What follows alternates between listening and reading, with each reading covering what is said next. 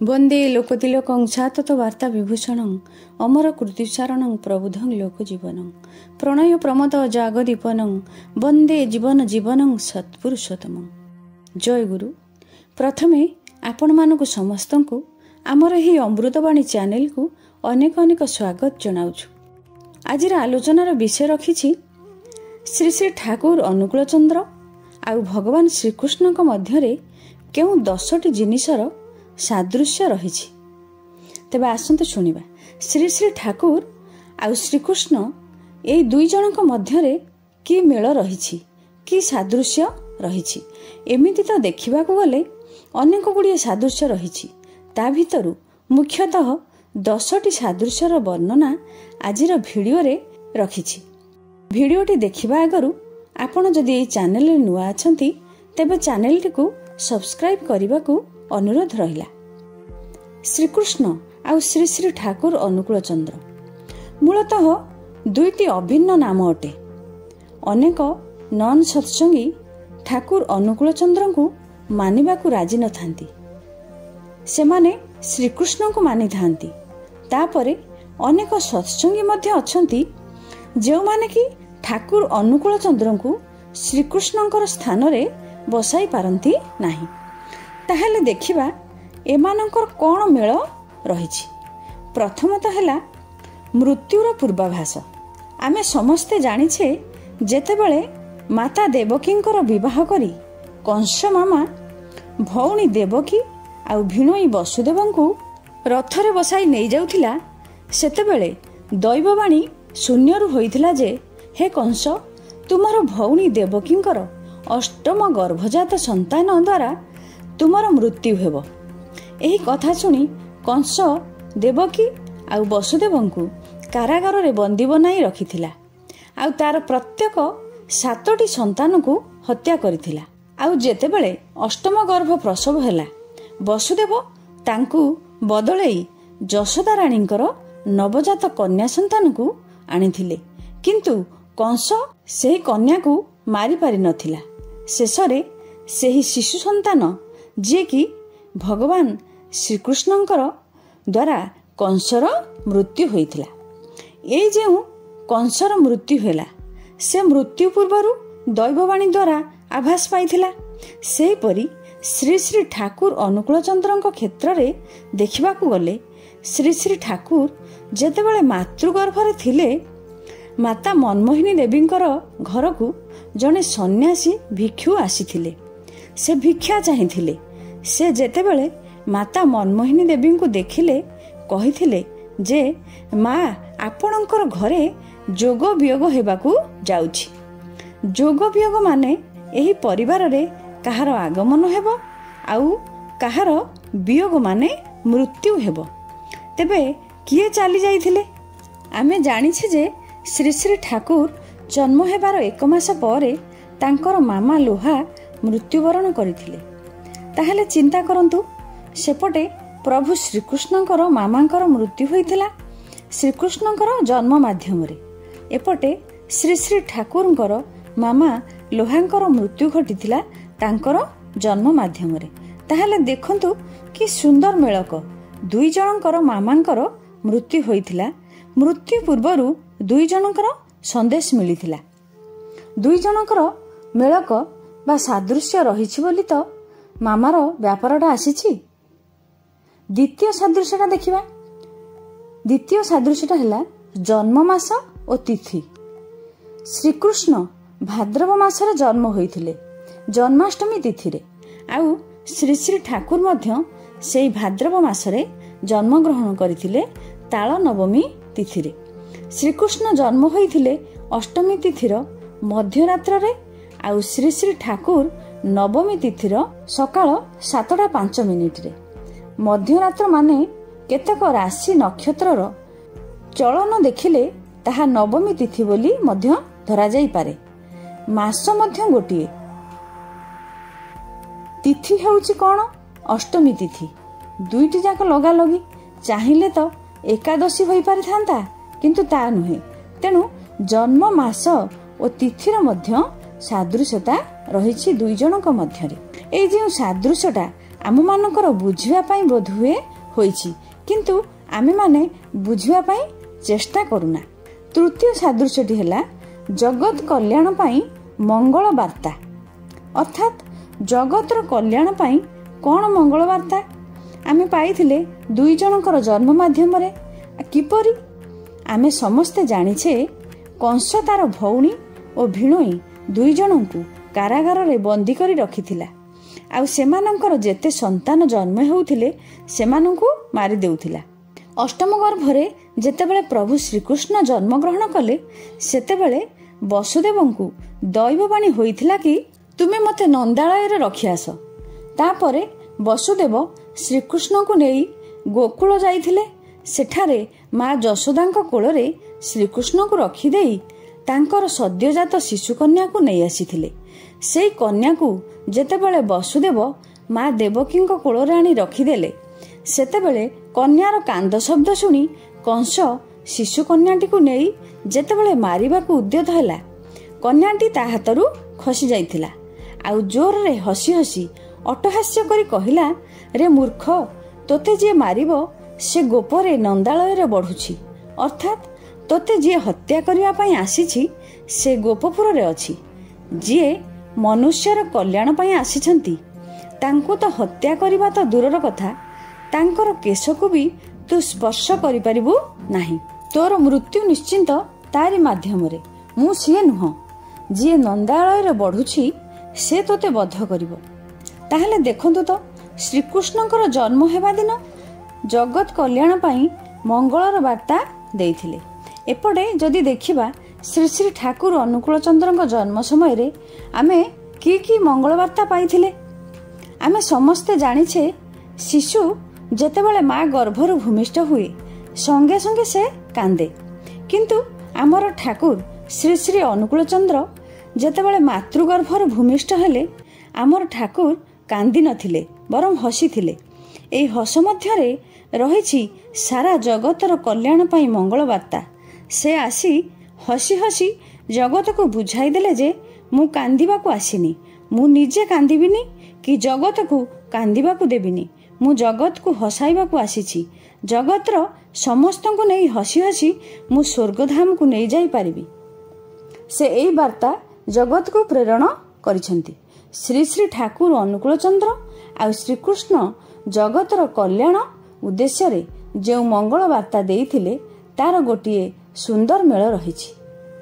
ତାପରେ ଦେଖିବା, ଚତୁର୍ଥ ସାଦୃଶ୍ୟଟି ହେଉଛି ବିଷପାନ। ଆମେ ସମସ୍ତେ ଜାଣିଛେ, ଶ୍ରୀକୃଷ୍ଣ ଯେତେବେଳେ ଗୋକୁଳରେ ବଢୁଥିଲେ ସେତେବେଳେ ମାମା କଂସ ତାଙ୍କୁ ହତ୍ୟା କରିବା ପାଇଁ, ତାଙ୍କୁ ବଧ କରିବା ପାଇଁ ବିଭିନ୍ନ ସମୟରେ ବିଭିନ୍ନ କୌଶଳ ଅବଲମ୍ବନ କରିଥିଲା। ବିଭିନ୍ନ ଦାନବମାନଙ୍କୁ, ବିଭିନ୍ନ ରାକ୍ଷସମାନଙ୍କୁ ପଠାଇ ବିଭିନ୍ନ ଅସ୍ତ୍ର ସାହାଯ୍ୟରେ ତାକୁ ହତ୍ୟା କରିବା ପାଇଁ ଚାହିଁଛି। ସେମାନଙ୍କ ମଧ୍ୟରୁ ଜଣକୁ ଆମେ ସମସ୍ତେ ଜାଣିଛେ, ଯିଏକି ପୁତନା ରାକ୍ଷସୀ। ସେ ଗୋଟିଏ ସୁନ୍ଦରୀ ନାରୀର ରୂପ ଧାରଣ କରି, ଗୋଟିଏ ସନ୍ତାନହରା ମାର ରୂପ ଧାରଣ କରି ତାର ବକ୍ଷରେ ବିଷ ଭରି ଆସିଥିଲା ଯେ ଶ୍ରୀକୃଷ୍ଣ ଯେତେବେଳେ କ୍ଷୀର ପାନ କରିବେ ସେତେବେଳେ ସେହି ବିଷ ମିଶ୍ରିତ କ୍ଷୀର ପିଇ ଶ୍ରୀକୃଷ୍ଣଙ୍କର ମୃତ୍ୟୁ ହେବ ନିଶ୍ଚିନ୍ତ। ମାତ୍ର ପ୍ରଭୁ ଶ୍ରୀକୃଷ୍ଣ ସେହି ବିଷ ମିଶ୍ରିତ କ୍ଷୀର ପାନ କରିବା ସମୟରେ ରାକ୍ଷସୀର ପ୍ରାଣ ଶୋଷି ନେଇ ତାକୁ ବଧ କରିଥିଲେ। ଆଉ ସେହି ବିଷାକ୍ତ କ୍ଷୀର ପିଇ ମଧ୍ୟ ତାଙ୍କର କିଛି ଟିକେ ବି କ୍ଷତି ହୋଇନଥିଲା। ଏପଟେ ଶ୍ରୀ ଶ୍ରୀ ଠାକୁର ଅନୁକୂଳ ଚନ୍ଦ୍ରଙ୍କ କଥା ଦେଖିବା, ଯେ ଦିନେ ମାତା ମନମୋହିନୀ ଦେବୀ ଶ୍ରୀ ଶ୍ରୀ ଠାକୁରଙ୍କୁ ନେଇ ତାଙ୍କର ଜଣେ ସମ୍ପର୍କୀୟଙ୍କ ଘରକୁ ଯାଇଥିଲେ। ସେଠାରେ ତାଙ୍କର ପଡ଼ୋଶୀ ଜଣେ ବୈଦ୍ୟଙ୍କ ଘରକୁ ଯାଇ ତାଙ୍କ ସହିତ କିଛି ଆଳାପ ଆଲୋଚନାରେ ବ୍ୟସ୍ତ ଥିଲେ। କବିରାଜ ମହାଶୟ କିଛି ବିଷର ଗୁଲି ତିଆରି କରି ତାହାକୁ ଖରାରେ ଶୁଖାଇ ତାହାକୁ ଜଗି ରହିଥିଲେ। ବିଷାକ୍ତ ଗୁଲିଗୁଡ଼ାକ କିଏ କାଳେ ଖାଇଦେବ ତ ତାର ମୃତ୍ୟୁ ସୁନିଶ୍ଚିତ। କବିରାଜ ମହାଶୟ ଯେତେବେଳେ ମାତା ମନମୋହିନୀ ଦେବୀଙ୍କ ସହିତ କିଛି ଆଲୋଚନା କରୁଥିଲେ, ଚପଳମତି ବାଳକ ଶ୍ରୀ ଅନୁକୂଳ ସେହି ଗୁଲିରୁ ମୁଠେ ଆଣି ଖାଇଦେଲେ। ସେତେବେଳେ ଶ୍ରୀ ଶ୍ରୀ ଠାକୁର ଅତି ଛୋଟ ଥିଲେ, ମାନେ ଆଣ୍ଠେଇ ଆଣ୍ଠେଇ ଯାଇ ସେହି ବିଷ ଗୁଲି ଗୁଡ଼ିକ 2 ହାତରେ ମୁଠା ମୁଠା କରି ଖାଇଯାଉଥିଲେ। କବିରାଜ ଯେତେବେଳେ ଦେଖିଦେଇଛନ୍ତି ତ ଚିତ୍କାର କରି ଉଠିଲେ, ଆରେ ମନୁ, ତୋ ପୁଅକୁ ଛାଡ଼ି ଦେଇଛୁ, ସେ ସବୁତକ ବିଷଗୁଲି ଖାଇସାରିଲାଣି।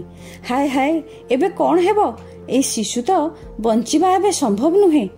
ଏହା ଶୁଣି ସମସ୍ତେ କନ୍ଦାକଟା ଆରମ୍ଭ କରିଦେଲେ। ମାତ୍ର କ'ଣ ହୋଇଥିଲା ତାହା ତ ଆମେ ସମସ୍ତେ ଜାଣିଛେ। ସେଇ ବିଷଗୁଲି ଖାଇ ଶ୍ରୀ ଶ୍ରୀ ଠାକୁର ହଜମ କରିଦେଇଥିଲେ। ତାଙ୍କର ଏତେ ଟିକେ ବି କ୍ଷତି ହୋଇନଥିଲା।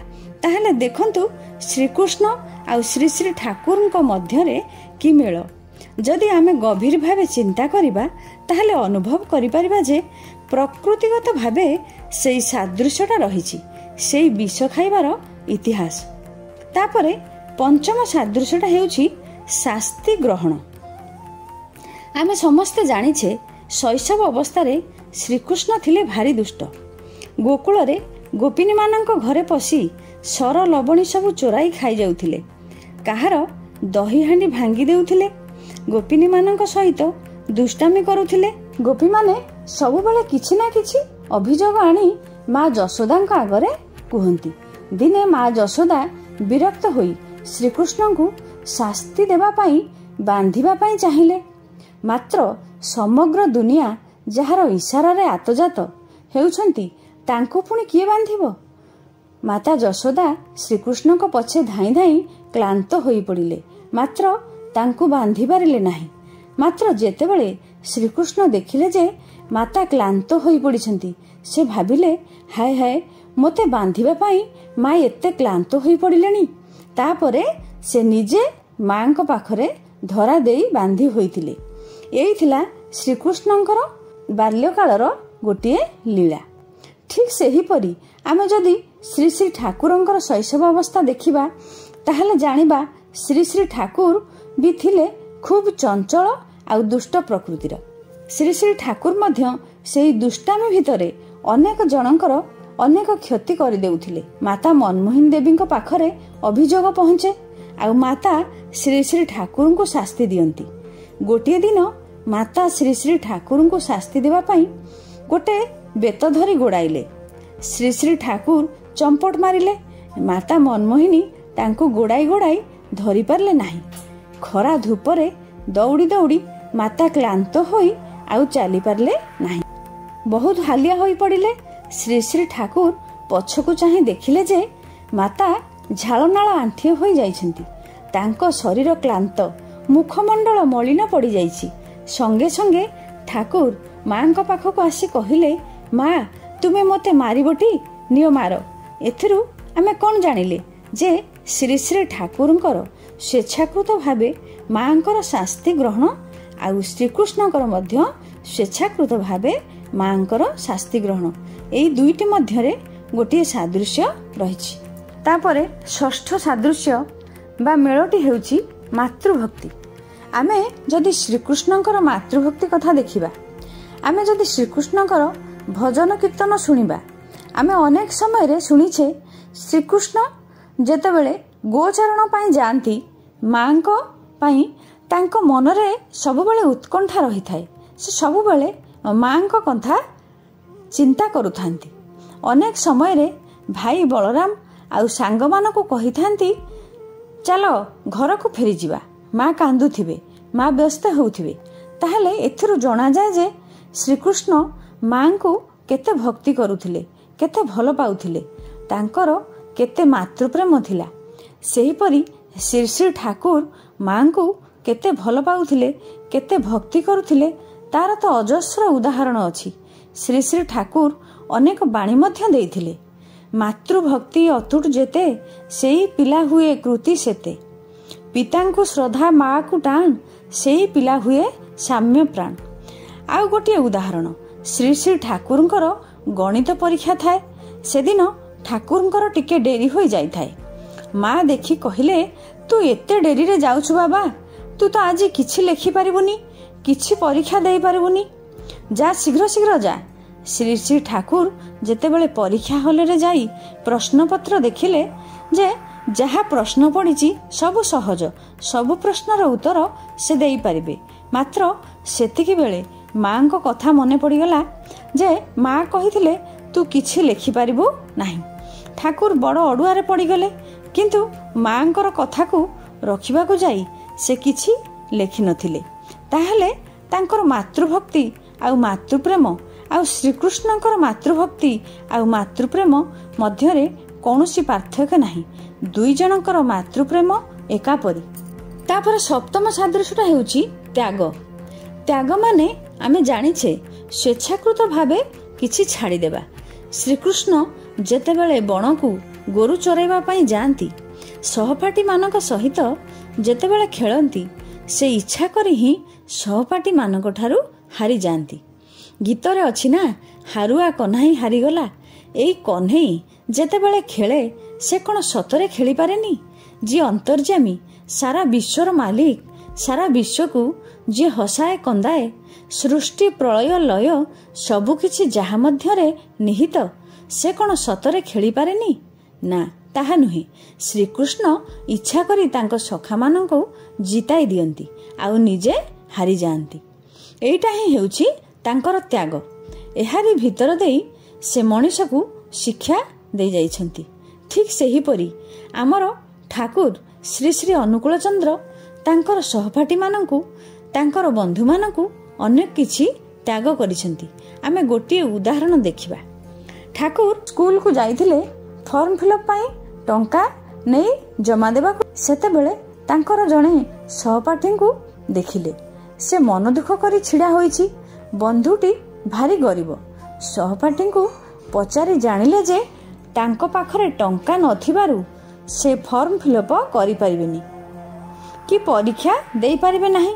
ଆଉ ସେହିଦିନ ହିଁ ଫର୍ମ ଫିଲ୍ଅପ୍ର ଶେଷ ତାରିଖ ଥିଲା।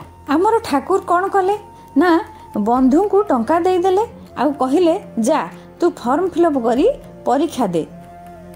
ଠାକୁରଙ୍କ ଆର୍ଥିକ ଅବସ୍ଥା ଏତେ ଭଲ ନଥିବାରୁ ତାଙ୍କ ପାଖରେ ଆଉ ଟଙ୍କା ନଥିଲା। ତେଣୁ ଠାକୁର ପରୀକ୍ଷା ଦେଇପାରି ନଥିଲେ। ଏଇଟା ଥିଲା ତାଙ୍କର ବନ୍ଧୁ ପ୍ରତି ତ୍ୟାଗ। ଏଇଟା ହେଉଛି ଆମର ପଏଣ୍ଟ। ତାହେଲେ ଦେଖନ୍ତୁ, ଶ୍ରୀକୃଷ୍ଣଙ୍କର ବନ୍ଧୁମାନଙ୍କ ପ୍ରତି ଯେଉଁ ଆତ୍ମତ୍ୟାଗ, ଶ୍ରୀ ଶ୍ରୀ ଠାକୁରଙ୍କର ମଧ୍ୟ ସେହିପରି ବନ୍ଧୁମାନଙ୍କ ପ୍ରତି ଆତ୍ମତ୍ୟାଗ। ଏଇଟା ହେଉଛି ଏକ ଓ ଅଭିନ୍ନ। ଏହାପରେ ଦେଖିବା ଅଷ୍ଟମ ସାଦୃଶ୍ୟଟି ହେଉଛି ଜନ୍ମସ୍ଥାନ ତ୍ୟାଗ। ଆମେ ସମସ୍ତେ ଜାଣିଛେ ପ୍ରଭୁ ଶ୍ରୀକୃଷ୍ଣ ମଥୁରା ରାଜ୍ୟରେ ଜନ୍ମଗ୍ରହଣ କରିଥିଲେ, କଂସର କାରାଗାର ମଧ୍ୟରେ। ଜନ୍ମ ହେବା ମାତ୍ରେ ପିତା ବାସୁଦେବଙ୍କ ସାହାଯ୍ୟରେ ସେ ଗୋପରେ ପହଞ୍ଚିଲେ। ସେଇ ଗୋପ ବୃନ୍ଦାବନରେ ସେ ଲୀଳା କରିଥିଲେ। ଯେଉଁଠାରେ ଜନ୍ମ ନେଇଥିଲେ ସେଠାରେ କିନ୍ତୁ ସେ ଲୀଳା ପ୍ରଦର୍ଶନ କରିନଥିଲେ। ସେ ଅନ୍ୟତ୍ର ଅନ୍ୟ ଜାଗାରେ ଗୋକୁଳରେ ତାଙ୍କର ଲୀଳା ପ୍ରଦର୍ଶନ କରିଥିଲେ। ସେ ତାଙ୍କର ଜନ୍ମସ୍ଥାନଟିକୁ ତ୍ୟାଗ କରିଥିଲେ। ଶ୍ରୀ ଶ୍ରୀ ଠାକୁର ଅନୁକୂଳ ଚନ୍ଦ୍ର ବାଂଲାଦେଶର ପାବନା ଜିଲ୍ଲାର ହିମାୟତପୁର ଠାରେ ଜନ୍ମଗ୍ରହଣ କରିଥିଲେ। 1966 ମସିହାରେ ହିମାୟତପୁର ତ୍ୟାଗ କରି ଚାଲି ଆସିଥିଲେ ଝାରଖଣ୍ଡ ଜିଲ୍ଲାର ଦେଓଘରକୁ। ସେଠାରେ ପ୍ରାୟ 46 ବର୍ଷ ଲୀଳା କଲେ। ତାହେଲେ ଦେଖନ୍ତୁ, ଶ୍ରୀ ଶ୍ରୀ ଠାକୁର ଜନ୍ମ ନେଇଥିଲେ ଗୋଟିଏ ଜାଗାରେ ଆଉ ଲୀଳା ପ୍ରକାଶ କଲେ ଅନ୍ୟ ଏକ ଜାଗାରେ। ଏମିତି ଶ୍ରୀ ଶ୍ରୀ ଠାକୁର ଆଉ ଶ୍ରୀକୃଷ୍ଣଙ୍କର ମେଳ ରହିଛି। ଦୁଇ ଜଣ ଯାକ ଜନ୍ମ ନେଇଛନ୍ତି ଗୋଟେ ଜାଗାରେ ଆଉ ଲୀଳା ପ୍ରକାଶ କରିଛନ୍ତି ଆଉ ଏକ ଜାଗାରେ। ଏହାପରେ ଦେଖିବା ନବମ ସାଦୃଶ୍ୟଟି ହେଉଛି ଜୀବ କଲ୍ୟାଣ ପାଇଁ ସେ ଯାହା ରଖିଯାଇଛନ୍ତି। ଅର୍ଥାତ୍ ଜୀବ ଜଗତ ମାନେ ଆମ ପରି ମଣିଷମାନଙ୍କର କଲ୍ୟାଣ ପାଇଁ, ଆମର ପଥ ପ୍ରଦର୍ଶକ ପାଇଁ ସେ କ'ଣ ରଖିଯାଇଛନ୍ତି। ଆମେ ସମସ୍ତେ ଜାଣୁ, ଶ୍ରୀକୃଷ୍ଣ ମହାଭାରତ ଯୁଦ୍ଧରେ ଅର୍ଜୁନଙ୍କର ରଥରେ ସାରଥୀ ଥିଲେ। ଯୁଦ୍ଧ ସମୟରେ ଅର୍ଜୁନ ତାଙ୍କର ଆତ୍ମୀୟ ସ୍ୱଜନମାନଙ୍କ ସହିତ ଯୁଦ୍ଧ କରିବା ପାଇଁ ଯେତେବେଳେ ଅନିଚ୍ଛା ପ୍ରକାଶ କଲେ, ଶ୍ରୀକୃଷ୍ଣ ତାଙ୍କୁ କିଛି ଉପଦେଶ ଦେଇଥିଲେ। ଆଉ ସେହି ଉପଦେଶ ଗୁଡ଼ିକ ଯେଉଁ ଗ୍ରନ୍ଥରେ ଲିପିବଦ୍ଧ ହୋଇ ରହିଛି, ସେହି ପବିତ୍ର ଗ୍ରନ୍ଥଟି ହେଉଛି ଆମର ଶ୍ରୀମଦ୍ ଭଗବତ ଗୀତା। ଗୀତାରେ ରହିଛି ମାନବ ଶିକ୍ଷା ପାଇଁ ଉପଦେଶାବଳୀ। ଯଦିଓ ଶ୍ରୀକୃଷ୍ଣ ଅର୍ଜୁନଙ୍କୁ ସେସବୁ ଉପଦେଶ ଦେଉଥିଲେ, ମୂଳତଃ ତାହା ମନୁଷ୍ୟ ସମାଜର ଉଦ୍ଦେଶ୍ୟରେ କୁହାଯାଇଥିଲା। ଠିକ୍ ସେହିପରି ଶ୍ରୀ ଶ୍ରୀ ଠାକୁରଙ୍କର ଜଣେ ଏକନିଷ୍ଠ ଭକ୍ତ କହିଥିଲେ ଯେ, ଠାକୁର ମୋର ତ ଚାକିରି ହୋଇଯାଇଛି, ମୁଁ ଆପଣଙ୍କ ପାଖରୁ ଚାଲି ଯାଉଛି, ଆପଣ ମୋତେ କ'ଣ ଦେବେ? ଯାହାକୁ ପାଖରେ ରଖି ମୁଁ ଐକାନ୍ତିକ ଭାବରେ ପ୍ରତିନିୟତ ଆପଣଙ୍କ ଶରଣରେ ରହିପାରିବି, ଆପଣଙ୍କୁ ହୃଦୟ ମଧ୍ୟରେ ରଖିପାରିବି। ଶ୍ରୀ ଶ୍ରୀ ଠାକୁର ସେହି ଭକ୍ତ ଶ୍ରେଷ୍ଠଙ୍କ ପାଇଁ ଗୋଟିଏ ରାତିରେ ଗୋଟିଏ ଗ୍ରନ୍ଥ ଲିପିବଦ୍ଧ କରିଦେଇଥିଲେ। ଆଉ ସେହି ପବିତ୍ର ଗ୍ରନ୍ଥଟି ହେଉଛି ସତ୍ୟାନୁସରଣ ଗ୍ରନ୍ଥ। ଏହି ସତ୍ୟାନୁସରଣ ଗ୍ରନ୍ଥଟି ପ୍ରତ୍ୟେକ ଗୁରୁ ଭାଇମାନଙ୍କ ପାଖରେ ଅଛି। ଆଉ ସତ୍ସଙ୍ଗୀ ନନ୍ ସତ୍ସଙ୍ଗୀ ସମସ୍ତଙ୍କ ଜୀବନ ପାଇଁ ଏହା ଏକ ଅମୂଲ୍ୟ ଗ୍ରନ୍ଥ। ଶ୍ରୀ ଶ୍ରୀ ଠାକୁର ଏହି ସତ୍ୟାନୁସରଣ ଗ୍ରନ୍ଥ ସେହି ଦାଦାଟିର ଉଦ୍ଦେଶ୍ୟରେ ଲେଖିଥିଲେ, କିନ୍ତୁ ତାହା ସମଗ୍ର ମାନବ ସମାଜର ମଙ୍ଗଳ ପାଇଁ ଉଦ୍ଦିଷ୍ଟ ଥିଲା। ମନୁଷ୍ୟ ଜୀବନର ଯେତେ ବଡ଼ ଜଟିଳ ସମସ୍ୟା ଆସିଲେ ତାର ସମାଧାନର ସୂତ୍ର ଏହି ସତ୍ୟାନୁସରଣ ଗ୍ରନ୍ଥରେ ଲେଖା ଅଛି। ଠିକ୍ ସେହିପରି ଗୀତାରୁ ମଧ୍ୟ ବୁଝାଯାଏ। ତାହେଲେ ଆମେ ଜାଣିଲେ ଗୀତା ଆଉ ସତ୍ୟାନୁସରଣର ସାଦୃଶ୍ୟ। ସର୍ବଶେଷ ଆଉ ଦଶମ ସାଦୃଶ୍ୟଟି ହେଉଛି ବିଶ୍ୱରୂପ ପ୍ରଦର୍ଶନ। ଆମେ ଜାଣିଛେ ଯେତେବେଳେ ଅର୍ଜୁନ ମହାଭାରତ ଯୁଦ୍ଧରେ ଅସ୍ତ୍ର ଧରିବା ପାଇଁ ରାଜି ହୋଇନଥିଲେ, ଆଉ ଶ୍ରୀକୃଷ୍ଣ ଅନେକ ଉପଦେଶ ଦେବା ପରେ ମଧ୍ୟ ସେ ଯୁଦ୍ଧ ପାଇଁ ରାଜି ହୋଇନଥିଲେ। ଭଗବାନ ଶ୍ରୀକୃଷ୍ଣଙ୍କୁ ସେ ଠିକ୍ ଭାବରେ ଚିହ୍ନି ପାରିନଥିଲେ। ଶ୍ରୀକୃଷ୍ଣ ଅର୍ଜୁନଙ୍କର ଅଜ୍ଞାନତା ଦୂର କରିବା ପାଇଁ ତାଙ୍କୁ ବିଶ୍ୱରୂପ ଦର୍ଶନ କରାଇଥିଲେ। ଶଙ୍ଖ ଚକ୍ର ଗଦା ପଦ୍ମଧାରୀ ସେଇ ମହାବିଷ୍ଣୁ ଅବତାର। ଠିକ୍ ସେହିପରି ଶ୍ରୀ ଶ୍ରୀ ଠାକୁରଙ୍କର ଜଣେ ଭକ୍ତ ଥିଲେ କିଶୋରୀ ମୋହନ। ସେ ହରିଙ୍କୁ ଭଗବାନଙ୍କୁ ପାଇବା ପାଇଁ ଉନ୍ମାଦ ହୋଇଯାଇଥିଲେ। ଠାକୁରଙ୍କ ପାଖରେ ଅଛି, ଠାକୁର ତାଙ୍କ ସମ୍ମୁଖରେ ଅଛନ୍ତି, କିନ୍ତୁ ତାଙ୍କୁ ସେ ଚିହ୍ନି ପାରି ନାହିଁ। ତେଣୁ ସେ ଦିନେ ଶପଥ କଲେ କି ଯଦି ଭଗବାନଙ୍କୁ ପାଇବି ନାହିଁ ତେବେ ଜୀବନ ହାରିଦେବି। ତେଣୁ ଆତ୍ମହତ୍ୟା କରିବା ପାଇଁ ଜଙ୍ଗଲକୁ ଯାଇ ଗଳାରେ ରସି ଦେଇ କହିଲେ, ହେ ଭଗବାନ, ଯଦି ଆପଣଙ୍କୁ ଦେଖିପାରିଲି ନାହିଁ ତେବେ ଏ ଜୀବନ ରଖି କିଛି ଲାଭ ନାହିଁ। ମଲା ପରେ କାଳେ ତୁମକୁ ପାଇବି, ସେଥିପାଇଁ ମୁଁ ଏ ମୃତ୍ୟୁର ପଥ ବାଛି ନେଇଛି। ଏହା କହି ଗଳାରେ ରସି ଦେଇ ଝୁଲିବାକୁ ଯାଉଛନ୍ତି ତ ତତ୍କ୍ଷଣାତ ସେଠାରେ ଶ୍ରୀ ଶ୍ରୀ ଠାକୁର ଉପସ୍ଥିତ ହୋଇଗଲେ। ତାଙ୍କୁ ଯାହା କହିଲେ ଶୁଣନ୍ତୁ, ଭଗବାନ ତୋର ପଛେ ପଛେ ଛୁଟିଛନ୍ତି, ତାଙ୍କୁ ତୁ ଚିହ୍ନି ପାରିଲୁନି, ଆଉ ଭଗବାନ ଭଗବାନ ବୋଲି ତୁ ମରିବାକୁ ଯାଉଛୁ। ଏହା ଶୁଣି କିଶୋରୀ ମୋହନ ରୁକି ଯାଇ ଦେଖନ୍ତି ତ ଶ୍ରୀ ଶ୍ରୀ ଠାକୁର।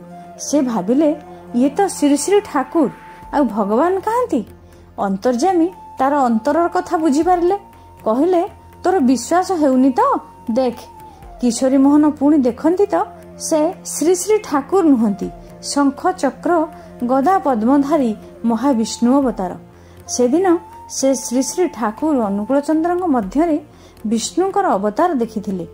ତାହେଲେ ଭାଇ ଓ ମା ମାନେ ଥରେ ଚିନ୍ତା କରନ୍ତୁ, ଆମର ଠାକୁର ଶ୍ରୀ ଶ୍ରୀ ଅନୁକୂଳ ଚନ୍ଦ୍ର ଆଉ ଶ୍ରୀକୃଷ୍ଣ ମଧ୍ୟରେ ସବୁକିଛିର ମେଳ ରହିଛି। ତେଣୁ ଏହାର ମୂଳ ତତ୍ତ୍ୱ ହେଉଛି ଯିଏ ରାମ ସିଏ କୃଷ୍ଣ, ସିଏ ରାମକୃଷ୍ଣ, ଆଉ ସେ ହିଁ ହେଉଛନ୍ତି ଶ୍ରୀ ଶ୍ରୀ ଠାକୁର ଅନୁକୂଳ ଚନ୍ଦ୍ର। ଭିଡ଼ିଓଟି ଭଲ ଲାଗିଥିଲେ ନିଶ୍ଚୟ କମେଣ୍ଟ ମାଧ୍ୟମରେ ଜଣାଇବେ। ରହିଲି, ଜୟ ଗୁରୁ।